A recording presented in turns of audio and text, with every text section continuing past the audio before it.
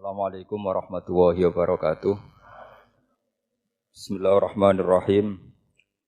Tabarakalladzi nazzala al-furqana ala 'abdihi liyakuna lil 'alamin nadhira. Allahumma shalli wa sallim ala nabiyyillah wa ala rasulillah sayyidina Muhammadin wa ala alihi washabbihi ajmain. Nama ba'du. Kita meneruskan kajian yang paling penting dalam ulumul Quran termasuk adalah al-ibratu bi umumil lafzi la bi khususis sabab. Itu terkenal sekali. Jadi Nabi karena seorang manusia, apapun hebatnya Nabi ini seorang manusia, tentu kalau ngandani cara Jawa atau menghitobi, pasti ngendikan sama yang di depannya. Tapi bukan berarti hukum ini khusus pada yang di depannya, tapi menjadi umum. Kenapa menjadi umum? Ya karena kebaikan itu boleh dilakukan oleh siapa saja. Misalnya Rasulullah ngendikan sama Mu'ad, ya Mu'ad inni uhibbuka fala tada'anna dubura kulli sholatin wa fi riwayatin faqul fi duburi kulli sholatin Allahumma a'inni ala dzikrika wa syukrika wa husni ibadatik. Itu jelas kalimatnya Nabi, ya Mu'ad saya mencintai kamu, maka jangan pernah engkau tinggalkan setelah sholat kamu membaca Allahumma a'inni ala dzikrika wa syukrika wa husni ibadatik. Ya Allah, tolonglah kami supaya selalu mengingat Engkau ala dzikrika dan mensyukuri nikmat Engkau, dan tolong kami selalu beribadah kepada Engkau. Lalu kalau melihat asbabil wurud, kalau dalam ilmu hadis biasanya disebut asbabil wurud, kalau dalam ilmu Quran disebut asbabin nuzul, tentu yang didhawuhi itu ya Mu'ad. Tapi Anda tidak boleh begini, saya tidak wiridan itu, yang disuruh Nabi kan Mu'ad, saya kan tidak Mu'ad.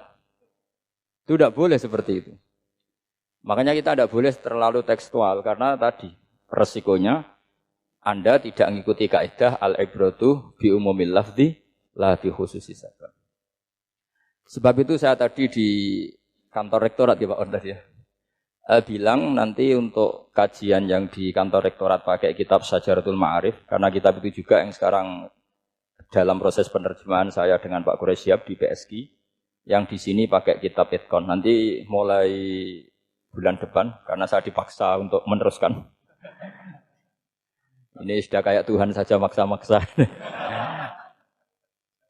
Itu pakai kitab Itqan. Nanti babnya tak kasih yang mendesak untuk diketahui. Termasuk apa? Al-ibratu bi umumil lafzi la bi khususis sabab.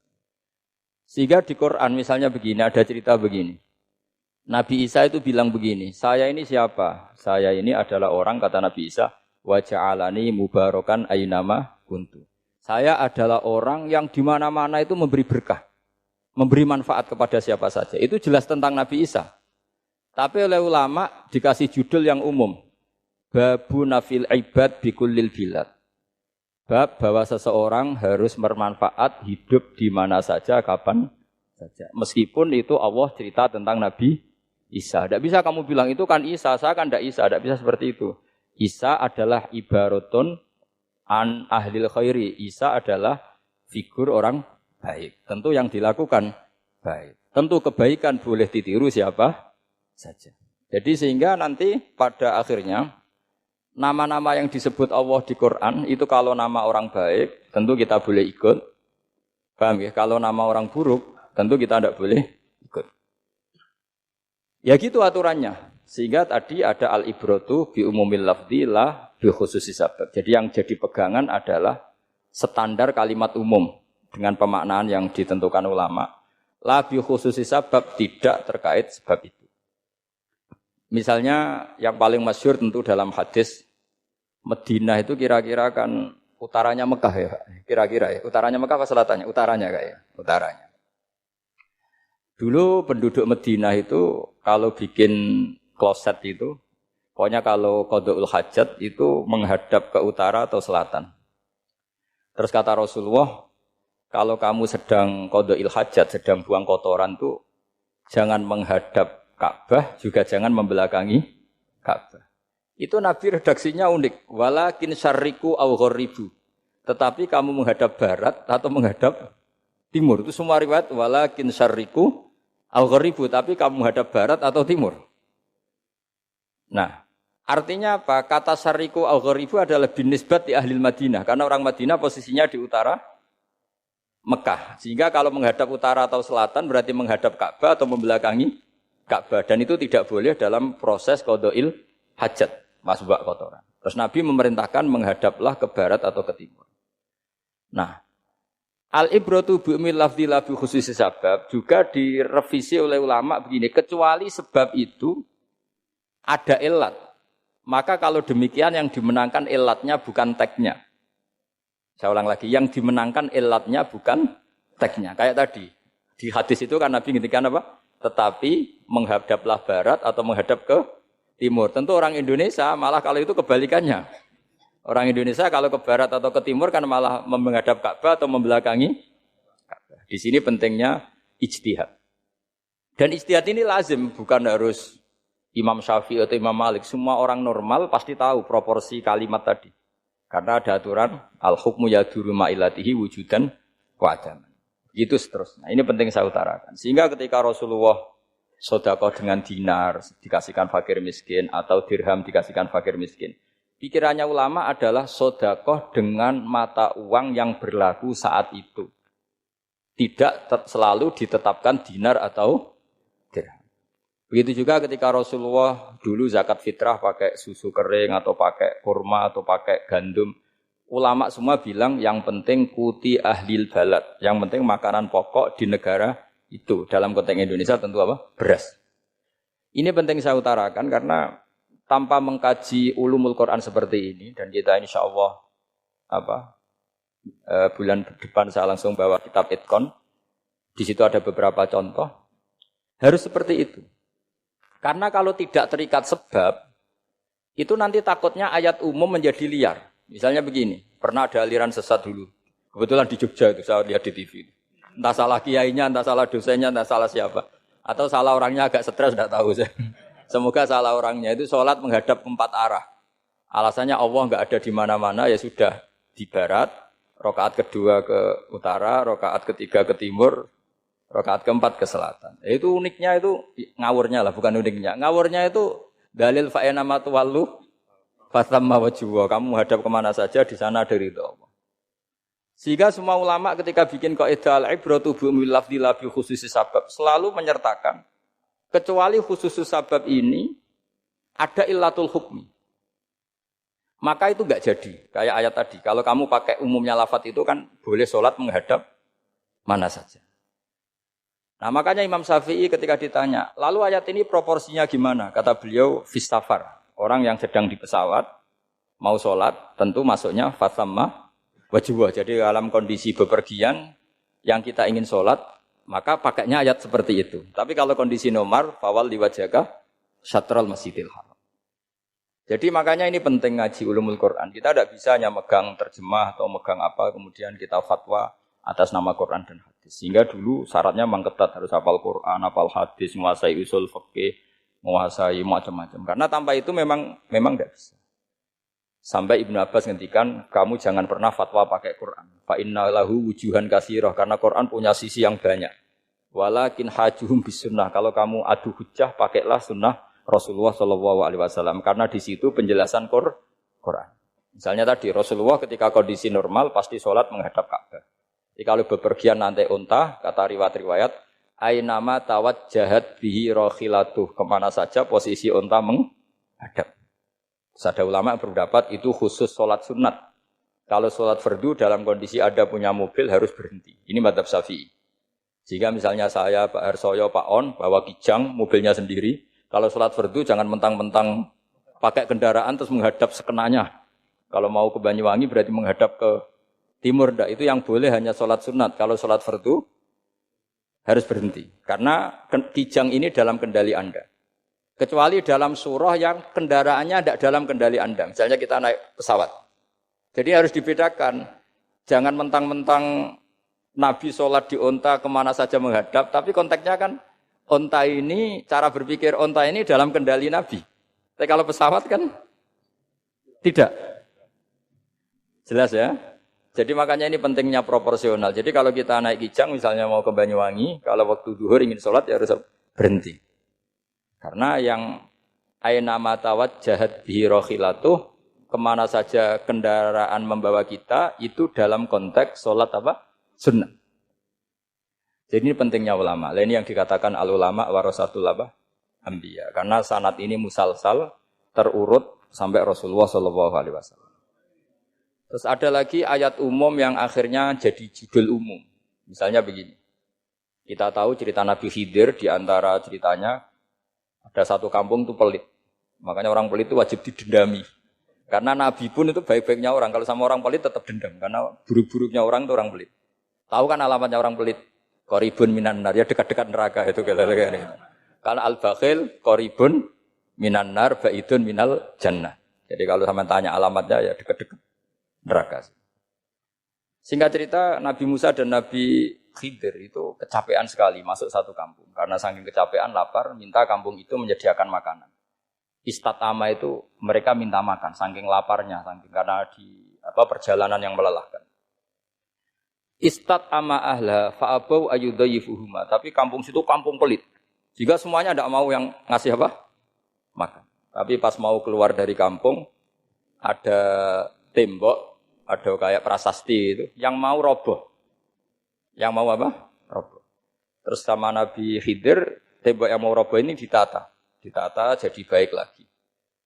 Nabi Musa kata Nabi Musa, kok kurang pegawaian mau medit, pagri mbok urusi. Jadi makanya dendam sama orang meditnya agak sunat.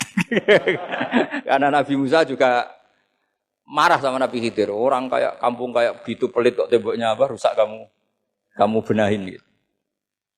Terus Nabi Khidir menjawab, wa amal jidaru fakana lulamaini yatimaini fil madinati wa kana tahtahu kanzul lahuma wa kana abuhuma sholihah. Begini loh, tembok ini adalah penyimpan harta.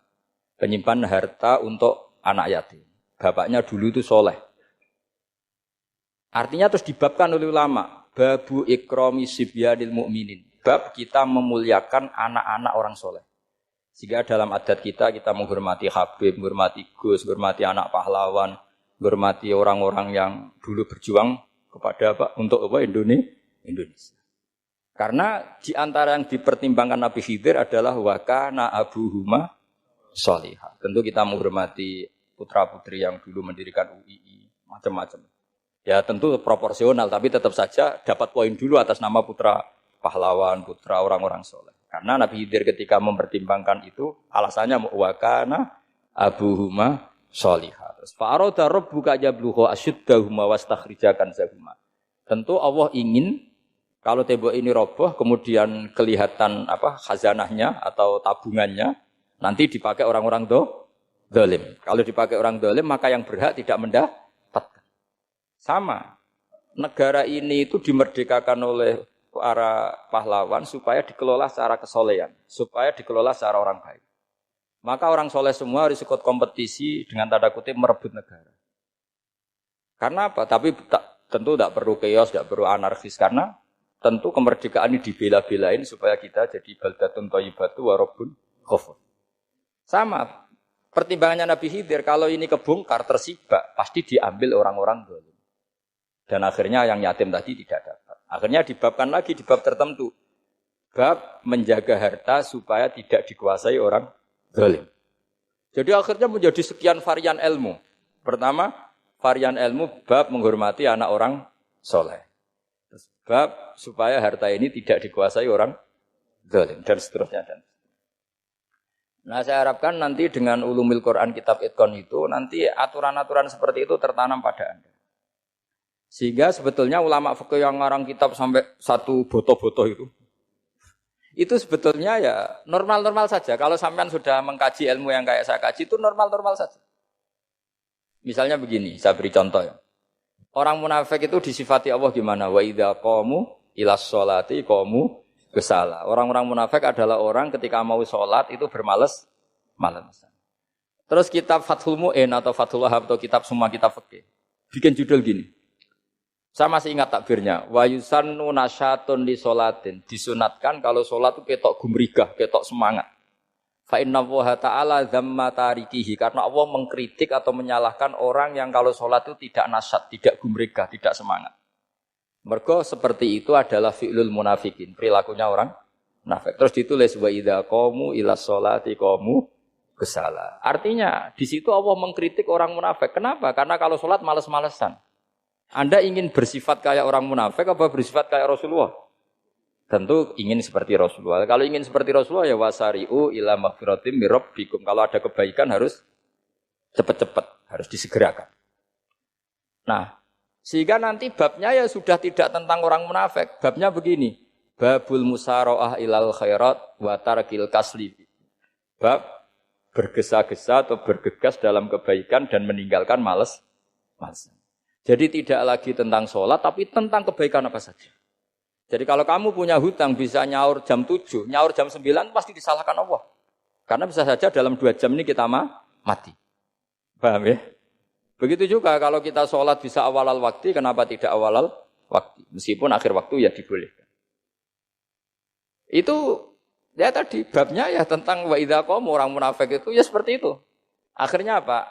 Ayat ini turun tentang orang munafik, tapi pemaknanya umum. Ini disaksikan apa? Orang-orang tua kita ini ada Pak Ersoya, ada Pak On. Pemahaman ini harus dikawal dan ini tradisi ulama. Saya pastikan di pondok-pondok atau di Al-Azhar di mana saja, itqan itu dipakai disertasi doktor. Jadi kalau betul nanti kita mengkaji itu sudah doktor semua, doktor tafsir semua. Dadaan maksudnya. Memang itu mau tidak mau dan itu mudah sekali. Saya ulang lagi itu mudah sekali. Kenapa kata Imam Syafi'i fa innal uqula mutarratun ila qabril haqqi karena akal itu dipaksa untuk menerima kebenaran. Ciri utama kebenaran kata Rasulullah matma'an nabi qabr. Jadi menerima itu pasti clear. Makanya disebut kebenaran itu ma'ruf, mudah dikenali. Sesuatu yang salah bahasa Arabnya itu mungkar, angkarohul aklu. Akal itu tidak nyaman. Makanya disebut apa? Munkar, sesuatu yang diingkari. Akal itu asing. Ya asing tuh misalnya sepeda motor ini milik siapa? Milik Zaid. Ya sudah lah saya pakai, tidak usah pamit. Akal pasti, ini kok aneh, kok enggak milik orang kok enggak pamit. Akal pasti enggak terima. Makanya agama itu hanya menerima al-ma'ruf yang mudah dikenali dan menolak al-mungkar, sesuatu yang akal itu enggak terima. Jadi Imam Bukhari ketika ditanya, kenapa kamu salim itu bisa mensarai sanad-sanad Rasulullah? Kata beliau, kalau kamu akalnya normal itu ya gampang saja. Terus ditanya, contohkan. Beliau contohnya begini. Pernah syurrahul hadis, para pensarah hadis itu habis otaknya. Gara-gara Imam Bukhari bikin judul begini. Babu sihhati tolakil akhras. Ingat-ingat ya. Babu sihhati tolakil akhras. Bab sahnya tolaknya orang bisu. Orang bisu itu orang nggak bisa ngomong tuh kalau bahasa Jogja. Bisu ya? Bisu. Bisu itu cerita bab sah tolaknya orang akhras. Ternyata apa? Sekian riwayat yang dipakai itu begini. Ana wa kafilul yatim kahataini fil jannah. Nabi pernah ngendikan saya dan yang merawat anak yatim kahataini fil jannah. Wa asyara bi musabbihatihi wal wusta. Pokoknya Nabi ngendikan begini. Paham ya? Maksudnya apa? Betapa yang rawat anak yatim itu sangat dekat dengan apa? Dekat dengan Nabi di apa? Surga. Terus hadisnya berikutnya asyahru hakada pakai tangan 10, hakada wa hakada wa hakada berarti 30. Asyahru hakada wa hakada wa hakada berarti berapa? 29. Terus berikutnya hadis Aisyah sholat lama terus ditanya orang di tengah-tengah sholat. Aisyah kenapa sholat lama? Fa asyarat nahwas sama. Kemudian Aisyah memberi isyarah nahwas sama. Ternyata saat itu gerhana apa? Mata. Itu surahul hadis bingung semua. Ini cerita tolaknya orang bisusah kok ngelantur kemana-mana. Ternyata maksudnya Bukhari begini, maksudnya Imam Bukhari. Penjelasan, yang namanya tolak itu kan sihot. Ya sihot, tahu sihot, akad lah kalau dalam bahasa Jogja mungkin.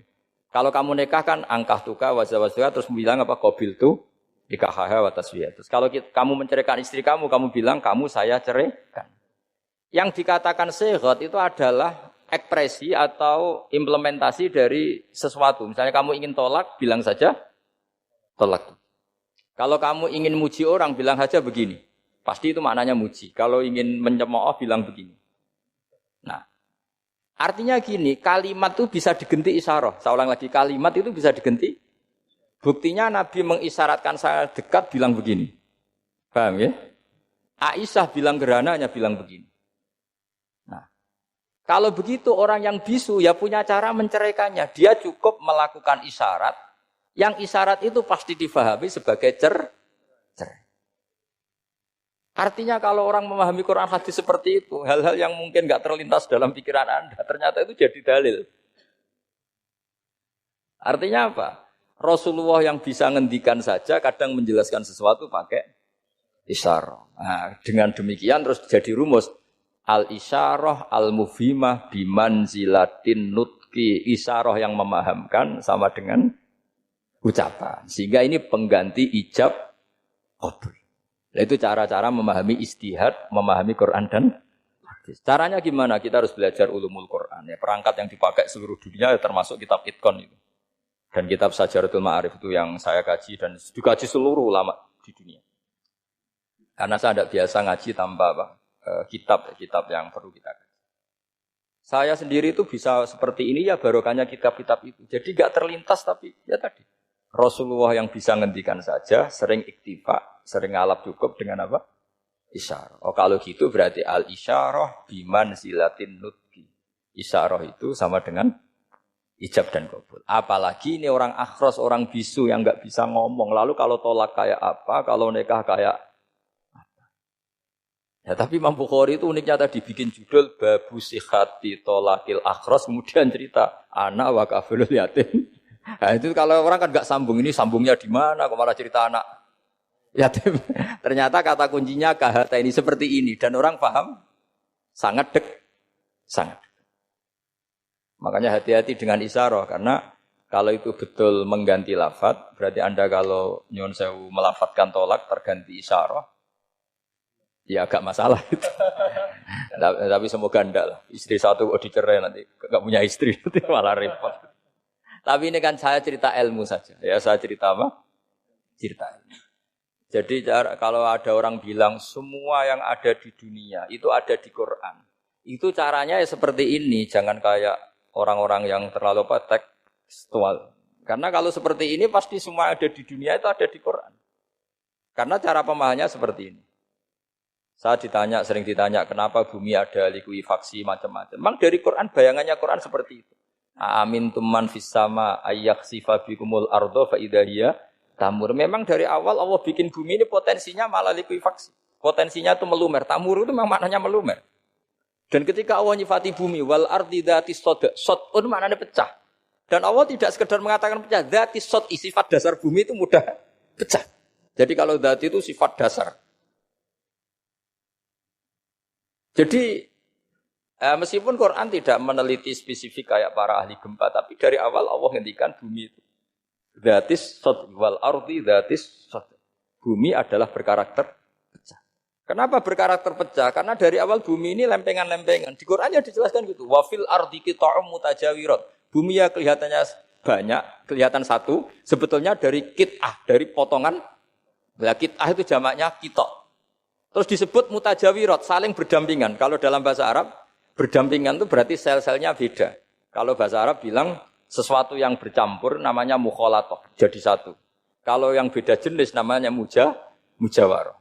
Nah, Al-Quran itu bilang wafil ardi qita'um mutajawirat. Bumi ini karakternya per potongan-potongannya karakternya beda-beda. Sehingga memang potensinya bumi ini hancur. Apalagi dari awal memang dipersiapkan mau dihancurin. Makanya enggak usah takut kiamat, memang rencana Tuhan mau dihancurin gitu. Makanya sanggup takwa saja. Kalau ingin menghentikan penghancuran ini tidak bisa. Itu sudah dalam rencana Tuhan pasti dihancurin. Makanya kalau orang sufi ditanya, kenapa tidak bangun rumah? Tuhan aja mau rencana menghancurin bumi, kok rumah tak tata nanti juga hancur. Gitu. Tapi kalau di Islam kota saya ngomong gitu kan dia wah ini orang enggak jelas ini. Gitu. Padahal yang kedonyan itu yang enggak jelas sebetulnya. Tapi ini saya cerita, jadi supaya UII ya yang didirikan ulama-ulama. Saya masih ingat ketika Profesor Zaini cerita, Pak Zaini saya ini kan kiai, saya tidak punya gelar apa kok jenengan minta bantuan ini. Katanya Pak Zaini dulu UI ya didirikan banyak kiai dan sebagian pendirinya juga enggak punya gelar katanya. Gitu. Tapi mendingan enggak punya gelar manfaat daripada punya gelar enggak manfaat. Malah problem itu. Tapi yang enggak masalah. Sudah ada manfaat enggak punya gelar malah repot lagi. Sudah cara berpikir gitu saja sudah. Pokoknya sementing semuanya baik apa saja. Jadi nanti setelah sampean mengkaji ulumul Quran ya tadi seperti yang dikatakan Imam Syafi'i itu gampang sekali. Kenapa gampang? Karena fa'innal uqula muttarratun ila qabulil haq. Akal ini pasti dipaksa untuk menerima kebenaran. Kayak saya berkali-kali ditanya sama seorang kiai, kenapa sih Gus masalah la ilaha illallah kok sampai Nabi ngendikan wa in zana wa in saraka. Siapapun yang melafadzkan la ilaha illallah Muhammadur Rasulullah, itu suatu saat pasti masuk surga. Meskipun dia pernah zina, pernah maling. Itu jelas teks hadis di Bukhari, di Muslim, wa in zana wa in saraka. Meskipun zina dan ini bukan berarti Nabi melegalkan perzinahan, enggak, ma'adzallah, enggak akan terjadi. Nabi melegalkan perzinahan. Tapi Nabi ingin ngendikan begini. Absolutisme kebenaran itu tidak terganggu oleh kesolehan dan kefasikan. Karena kebenaran absolut siapapun akan ngomong seperti itu. Saya berkali-kali nyontohkan, Rektor Al-Azhar akan bilang 1 tambah 1, 2. Klonte ya bilang 2, koruptor ya bilang 2, KPK ya bilang 2, 01 ya bilang 2, 02 ya bilang 2. Karena absolutisme kebenaran. Dan Nabi itu ingin mengatakan bahwa Allah Tuhan ini kebenaran sejati. Sehingga siapapun yang melafadzkan sah. Sehingga orang yang kafir 70 tahun sekali melafadzkan syahadat sah. Tidak usah begini. Pak kafir, soleh dulu ya beberapa tahun gitu. Baru Anda sah melafadzkan kalimat la ilaha. Tidak ada seperti itu. Semua ulama ijma. Orang kafir 70 tahun melafadzkan la ilaha illallah sekali. Langsung menjadi Muslim. Kenapa sah? Kebenaran absolut tidak bersyarat kesolehan maupun kefasikan. Ya kayak tadi, orang bilang 1 tambah 1 harus profesor apa anak TK boleh? Jangan mentang-mentang profesor, doktor, rektor, UGM atau UI. Tadi anak kecil bilang berapa 1 tambah 1? 2. Sudah aku tak bilang 4. Tidak bisa. Kebenaran absolut itu orang akan sepak. Nah, Quran itu termasuk kebenarannya absolut. Maka harusnya siapapun bisa memahami Quran. Termasuk orang yang sebelum Islam. Sekarang saya tanya ke sampean, ketika Umar masuk Islam karena dengar Quran, itu dulu dengarnya apa dulu Islamnya? Dulu dengarnya, dan dia paham. Wa ma huwa min kalamil basar, ini tidak mungkin omongan manusia seindah ini. Karena mudah difahami Quran. Nah sekarang enggak, karena ada sistem akademik. Itu terus orang macam-macam urutannya. Jadi repot sekarang. Kalau kata tafsir At-Tabari lebih ekstrim lagi. Itla yuqalu masalan ifham bima la aqlalak. Jadi orang-orang kafir ini kan, orang-orang kafir Mekah ini kan Rasulullah jadi nabi ini kan semua orang masih kafir. Enggak ada mahasiswa UI, enggak ada orang NU, enggak ada orang Muhammadiyah. Semuanya orang kafir, semuanya masih kafir. Terus Nabi membawa Quran, maka khitab pertama itu bukan ya Yuhan Nahdiyun, ya Yuhal Muhammadiyun. Khitab pertama kul ya Yuhal Kafirun, karena pendengarnya semuanya kafir. Dan itu mereka paham. Tapi nanti soal hidayat nomor 2, tapi mereka itu yang jelas paham. Sehingga banyak orang kafir yang menjadi muslim karena mendengar Al-Quran. Jadi ini penting diketahui karena kebenaran itu milik siapa saja dan akan mudah difahami. Kayak tadi, kalau 1 tambah 1, 2 itu rektor ya bilang 2, anak TK ya bilang 2, musuh kamu ya bilang 2, kamu atas nama sentimen dengan musuh pun tetap bilang. Nah di sini kadang Nabi ngendikan mangqala la ilaha illallah dakhalal jannah wa in zana wa in saraka. Proporsinya seperti itu, bukan berarti Nabi melegalkan zina, bahwa kalimat ini kalimat yang kebenarannya absolut sehingga siapapun sah mengatakan itu, meyakini itu meskipun punya masa lalu seperti itu. Jadi jangan salah makna terus Nabi melegalkan, tidak sama sekali. Jadi saya mohon ini jadikan satu ilmu. Bahwa ilmu adalah tetap apa? Sehingga ada ayat kulil ladzina kafaru iyantahu yughfar lahum ma qad salam. Katakan kepada orang-orang kafir sekali menghentikan kekafirannya yughfar lahum ma qad salam. Maka kekafiran di masa lalu dianggap hilang dan dia hanya dengan status yang sekarang yaitu seorang mukmin. Karena dia disahkan melafadzkan la ilaha illallah. Makanya pernah ada cerita, ini penting saya utarakan ke jenengan. Ada orang kumpul kebo, singkat cerita, kumpul kebo lelaki sama perempuan. Suatu saat Nabi dikasih tahu sama tetangganya, ya Rasulullah, orang yang biasa kumpul kebo itu sekarang sudah nikah. Jawabannya Nabi unik. Alhamdulillah, kira-kira gitu kalau bahasa Indonesia. Qad kharaja min sifahin ila nikahin. Dia sudah keluar dari tradisi zina, sekarang dia sudah dengan kehormatan nikah. Maksudnya gini, kalau malam Senin dia belum nikah, kumpulnya kan masih kumpul kebo bertahun-tahun gitu. paginya dia nikah, malamnya sudah kumpul sunnah. Karena sudah nikah. Jadi tak sama seperti tadi. Kalau dia belum melafadzkan kalimat tauhid, ya statusnya dia kafir. Sekali melakukan kalimat tauhid, ya statusnya dia muslim atau mukmin. Sama. Ketika hubungan intim tanpa nikah namanya sifah perzinaan. Sekali nikah ya namanya sunnah. Jadi semudah itu. Dan Nabi tidak tanya macam-macam. Mau ngendikan qad kharaja min sifahin ila nikahin. Sudah keluar dari tradisi sifah menuju nikah. Pertanyaannya gini, kenapa enggak disyaratkan ini itu untuk nikahnya? Misalnya macam-macam. Ya sebetulnya syarat itu pasti ada, cuma begini loh. Orang yang ingin menghentikan keburukannya harus kamu katakan sah sekarang juga. Karena kita mengesahkan penghentian keburukan. Jangan lalu orang yang mau tobat malah dipersulit. Jadi misalnya, la ilaha illallah, kamu belajar makhraj dulu. Bila bilangnya la benar. Belajar bahasa Arab dulu. Ya kacau. Apalagi saya persiapkan seremonialnya dulu. Nanti di masjid, di syuting. Supaya satu Indonesia tahu yang Islamkan saya. Itu kayaknya yang engkek malah repot lagi. Ini penting saya utarakan supaya clear. Jadi saya ulang lagi. Al-ibratu bi umumil lafzi la bi khusus sabab. Allah ya enggak apa-apa cerita Nabi Musa, cerita Nabi Isa, cerita. Misalnya begini, bolehkah orang soleh itu jadi raja? Jawabannya harus bilang boleh. Karena Allah pernah menfigurkan tokoh soleh yang bernama Sulaiman dan Daud. Dan beliau adalah raja. Ketika Imam Syafi'i ditanya, bolehkah orang Islam tidak kawin? Ya asal dia ada zina ya boleh. Karena Allah menyebut hamba yang soleh dan sebagian mereka tidak nikah. Yaitu Nabi Yahya dan Nabi Isa. Yaitu wasayyida wa hasura wa nabiyya minas sholihin. Jadi cara berpikir Imam Syafi'i gampang. Bagaimana hukumnya orang Islam yang enggak nikah padahal dia tapi asal enggak zina loh ya. Ya jawabannya ya boleh karena Allah mensifati Nabi Yahya dan Isa dengan status hasur, tidak apa? Nikah. Bolehkah seorang soleh jadi raja? Ya boleh. Daud dan Sulaiman itu seorang soleh dan jadi raja. Bolehkah orang soleh itu fakir? Wah sudah banyak, enggak usah dibolehkan sudah banyak. Jadi gampang sekali Quran di depan ahlinya itu.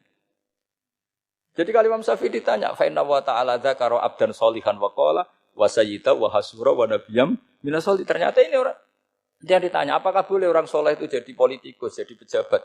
Ya boleh saja. Faqad ataina ala Ibrahim al-kitab wal hikmata wa atainahum mulkan azim. Jadi ini yang boleh bukan sekedar Ibrahim. Padahal di ayat itu tentang ala Ibrahim. Cara berpikir ya tadi, ternyata kesalehan tidak mengganggu jabatan. Ya tentu ya maksudnya untuk kesalehan juga. Jika agama ini gampang. Makanya kalau ada yang tanya, bagaimana perempuan punya aktivitas? Ya jawabannya asal kebenaran ya boleh. Allah cerita Bilqis dan itu raja perempuan. Di hadis banyak kecakapan Aisyah memimpin, macam-macam. Jadi gampang saja. Nah, kenapa sekarang banyak orang berdebat tentang Quran dan nyuwun sewu sampai pada level gontok-gontokan ekstrim? Karena mereka enggak mau belajar ulumul Quran. Kegiatannya debat, tukaran. Yang bingung kita, yang waras ngalah lah kira-kira gitu. Ini enggak pernah ngaji Quran, gegernya. Ya kacau. Ada ulumul Quran, itu yang namanya kitab Al-Itqan. Dan itu dibukukan oleh ulama. Dan gampang sekali. Pernah ya Sayyidina Umar ketika Futuhat, beliau sudah Futuhat itu mengalahkan musuh-musuh Islam yang memusuhi Islam. Perlu dicatat, musuh-musuh Islam yang memusuhi Islam. Karena kalau yang tidak memusuhi Islam nggak boleh dimusuhi juga. Ya. Singkat cerita ditanya, kenapa kita tidak tasakuran besar-besaran? Kita kan sudah menang. Padahal disambut sedemikian rupa. Jawabnya Umar apa? Inna wa ta'ala qad ayyara qauman faqala adhabtum thayyibatikum fi hayatikumud dunya wastamta'tum biha. Allah itu mengkritik kelompok kaum yang dalam hidupnya itu foya-foya. Maka saya akan mengurangi foya-foya itu supaya saya menyisakan jatah foya-foya saya sampai di surga. Nanti orang kafir ketika dimasukkan neraka di antara taubehnya Allah. Taubeh itu ya semacam kayak disalahkan gitu. Adhabtum thayyibatikum fi hayatikumud dunya. Jatah-jatah kenikmatan kamu, salah kamu habiskan di dunia. Sehingga kita harus pernah pas enak-enaknya tidur, tahajud, wiling-wilingan, ngurangi jatah. Sayyidah Aisyah itu cantik sekali, tapi sudah turu mujur di depan Nabi tetap sholat. Kalau sampai istrinya tidak cantik saja, tidak pernah tahajud. Itu masalah besar. Itu Aisyah itu kenangannya Aisyah. Saya ini kurang cantiknya. Sampai Nabi kalau sholat digoda tidur di depannya. Masyhur. Wa ana muqtaridotun. Saya tidur malang di depan Nabi. Nabi kalau berdiri sikilnya aku tak dojorno. Kalau Nabi mau sujud tak ingkertno. Nabi terus saja tahajud. Dan saya yakin itu sunnah, tidak ada yang niru itu. Aisyah loh, bukan yang Saudah, Aisyah. Di semua riwayat itu, kalau Saudah kan mungkin, wah pantesan Saudah kan gitu. Ini, Aisyah. Terus ada cerita lagi, betapa Rasulullah memang Nabi betul. Aisyah itu istrinya paling cantik. Kan yang nyanyi cantik itu hanya Aisyah, Zainab sama Sofia. Kira-kira rivalnya itu. Ya rivalnya itu, kira-kira. Ya sebagian ya cantik tapi enggak sekelas ini. Rasulullah itu malam-malam keluar. Terus pikiran Aisyah, pasti ke sebagian rival saya. Doroh itu maru. Coba. Dibuntuti sama Aisyah. Nabi enggak tahu kalau dibuntuti Aisyah. Ini hadis riwayat doa masuk kuburan. Maka, jadi hadis itu ya unik. Kalau enggak di tangan ulama itu jadi kacau. Babu doa li ahlil kubur. Bab mendoakan ahli kubur itu, babnya itu tentang cemburu. Walhasil karena Nabi keluar, wah ini mesti enggak benar ini. Paling ke Sofia atau ke, ya pokoknya Zainab, pokoknya yang cantik-cantik. Ditututi sama siapa Aisyah. Nabi enggak tahu hal itu. Ternyata Nabi itu kebaki. Kebaki itu assalamualaikum daraqaumil mukminin wa inna insyaallah bikum lahikun. Jadi barokahnya cemburu, hadis itu ada rawinya. Oh, ternyata ke kuburan toh. Itu sampai pulang. Jadi hadis itu diriwayatkan Aisyah. Ghirtu itu cemburu. Saya ini cemburu sama Nabi. Malam-malam keluar tak tututi juga mau kuburan. Lah, sahabatnya tanya, muridnya Aisyah, lalu baca apa? Assalamualaikum daraqaumil mukminin wa inna insyaallah bikum lahikun. Kalau sampean kan enggak dibuntuti tok bar tenan. Mesti barbaran. Jadi ini penting saya utarakan. Jadi cobalah ulumul Quran dikaji secara baik. Insyaallah nanti maknani Quran itu mudah. Karena memang sesuatu itu harus ada ilmu. Ya sesuatu itu harus ada. Banyak ulama itu nangis karena mudah memahami rahmat Allah. Abu Yazid Al-Bustami itu jadi wali bukan karena banyak wiridannya, enggak. Dia setiap makan itu memuji begini, ya Allah, engkau itu tidak butuh saya, tapi kenapa ngasih makan saya? Kalau majikan ngasih makan karyawannya kan supaya mau kerja. Semua kebaikan manusia itu pasti ada imbalannya. Tapi engkau itu tidak butuh apa, kenapa ngasih nikmat kepada manusia padahal engkau tidak butuh. Itu kan aneh betul. Kalau apapun ikhlasnya orang, kalau ngasih itu kan ada maunya. Meskipun sudah bilang ikhlas. Oh sudah, tapi kalau Allah itu tidak butuh. Misalnya ada orang nyumbang masjid ikhlas, tetap di hatinya, benak Jumatan Par, Quran yang dindi, tetap ada kepentingannya. Tapi kalau Allah tidak. Sehingga cara mensifati Allah itu luar biasa. Makanya orang jadi wali itu diantara kata Rasulullah, Inna woha la yardu anil abdi idha akalal aklah fayahmaduhu alaiha au yashruba syarbah fayahmaduhu alaiha. Allah itu sangat ridho. Orang jadi wali itu kan diridani Allah. Allah itu sangat ridho kalau seseorang makan, kemudian dia muji Allah. Coba apa hebatnya Donald Trump, kalau gak makan ya lemes mati. Apa hebatnya presiden seluruh dunia, kalau gak makan ya lemes mati. Orang yang katanya paling top di dunia, itu gak makan kangkung, nyatanya ya lemes. Hebatnya di mana? Coba? Yang kita puji-puji hebat, ternyata kalau gak makan itu lemes. Pak Rektor gak makan lemes, apalagi Pak Onwel gak makan lemes. Hebatnya apa coba? Nah, terus kelihatan wa khuliqal insanu dhaifa. Makanya ketika Allah mengingatkan orang yang menyembah Isa, Allah hanya menghentikan gini, kana yakulani to'am. Isa dan ibunya itu makan. Maksudnya kalau enggak makan itu ya lemes. Kamu kebayang enggak punya Tuhan terus, Pak Tuhan jangan lemes, monggo dariin. Kayak apa malunya kita punya Tuhan kalau enggak makan apa? Lemes. Terus nanti cerita, alhamdulillah tadi Tuhan mampir sini. Tadi lemes lah tak kasih makan, bergas lagi. Makanya uang kritiknya mesti sederhana. Karena ya kula to'am. Kok kamu Tuhan kan gimana? Ini kalau enggak makan itu. Tapi kita sering keliru mengatakan Presiden Amerika itu superpower hebat. Hebatnya di mana seorang manusia? Kalau enggak makan ya. Ini makanya Allah ngendikan wa khuliqal insanu dhaif. Sehingga banyak para wali itu dekat Allah ketika makan. Bukan apa-apa karena tadi makannya itu enggak kayak sampai ana makan banyak lahap segala-galanya udah gitu. Itu enggak setiap makan ya Allah betapa lemahnya saya. Yang katanya rektor, yang katanya profesor, katanya orang alim kiai, katanya pengurus NU, pengurus Muhammadiyah ternyata kalau enggak makan lemes. kerennya di mana sehingga terus tawadu, terus macam-macam. Jadi ini penting. Jadi Allah mengingatkan manusia itu dengan makan. Makanya Nabi Rasulullah ngendikan Allah itu sangat ridho seseorang yang setiap makan muji Allah. Tapi sekarang orang makan itu banyak yang enggak menjiwai. Karena ada aturannya sebetulnya ngunyahnya sampai sekian kali. Ya, tapi sekarang kan sudah ada seperti itu. Makanya sekarang wali sudah enggak banyak. Pendaftarnya juga sudah ada banyak. Apalagi orang-orang intelek itu sudah agak tertarik daftar wali. Memangnya kalau sudah jadi wali dapat uang malah repot lagi kalau seperti itu.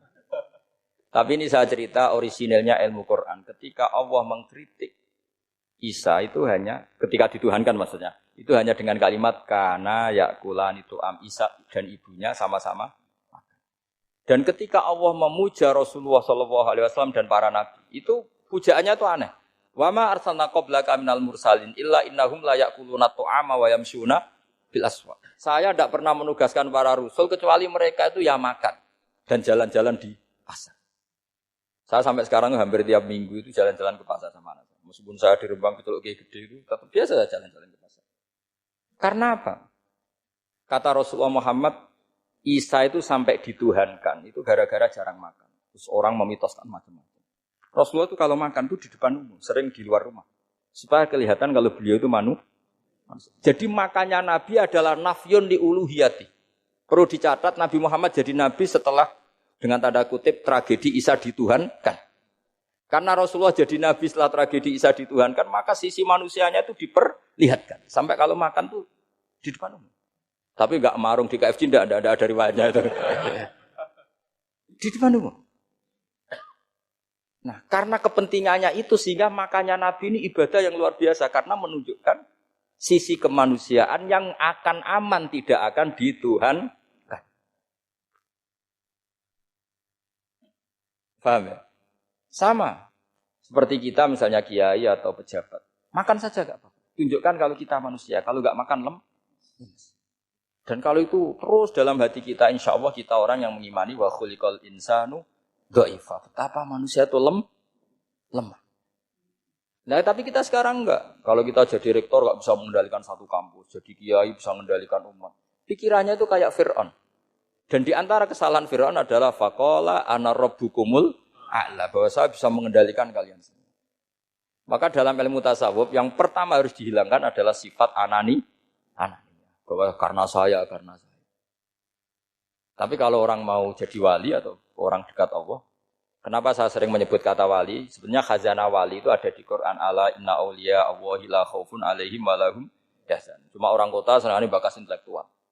Wong desa senangnya bakas wali. Akhirnya banyak orang yang enggak wali modus pura-pura wali terus nipu orang. Jadi sama-sama ada korban. Yang intelektual juga sama. Seakan-akan lebih intelek dibanding wali ini. Makanya saya supaya bahasa intelektual ya ada di Quran, maksudnya terjemahannya ada, bahasa wali juga apa? Dan kadang orang jadi wali itu melakukan hal-hal yang kecil. Yaitu merasa doif saat apa? Makan. Merasa doif saat makan. Karena tadi, paling mudah menafikan ketuhanan seseorang adalah nyatanya kalau nggak makan lemes.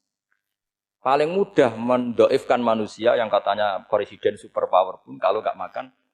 Apa artinya kehebatan manusia yang sehatnya bergantung nasi satu mangkok? Kerennya di mana coba? Presiden kondang bisa pengaruh seluruh dunia. Jajalnya gak mangan sedino. Lemes. Berarti hadar rojul lelaki ini bergantung satu mangkok nasi. Hebatnya di mana coba? Makanya ada seorang raja angkuh datang ke seorang ulama. Saya raja bisa mengendalikan dunia. Kata ulama, tanya gini. Andaikan kamu tidak bisa minum, kemudian harus bisa minum kalau orang menukarkan kerajaan kamu. Kamu boleh minum, asal kamu tidak jadi raja. Apa kamu kasihkan kerajaan kamu ketika kamu harus minum dengan cara seperti itu? Misalnya di tengah belantara, kalau di Arab kan sering ada apa? Sahara itu ada padang pasir. Terus kata raja itu, ya saya milih minum. Kalau saya tidak minum mati. Mendingan tidak punya kerajaan. La tafrah bimulkin la yusawi kak samain. Kamu jangan bangga dengan kerajaan yang nilainya tidak ada dengan segelas. Baru dia sadar ternyata. Jadi kamu jangan bangga dengan satu kerajaan yang bahkan akan kamu tukarkan dengan segelas. Artinya pertanyaannya gini, kerajaan yang kamu bisa mimpin ini ditompang air apa ditopang keangkuhan Anda? Sebenarnya hanya ditopang air. Karena sekali Anda tidak minum, tidak bisa jadi raja. Terus lemes, diobatno. Sama presiden juga gitu. Kalau nggak makan, nggak minum, terus sakit, stroke, nggak bisa jadi presiden. Artinya ternyata betapa manusia ini bergantung dengan sesuatu yang remeh, yaitu makan, minum, makan, minum. Nah di sini ini, kenapa Quran menyebut para nabi itu apa? Illa innahum la ya'kuluna ta'ama wa yamsuna bil aswaq. Kalau kamu tidak memahami seperti ini kan terus kayak Quran kok ngomong hanya gini kok. Kayaknya kelasnya kok enggak intelek gitu. Cara pandang enggak seperti itu. Paham ya?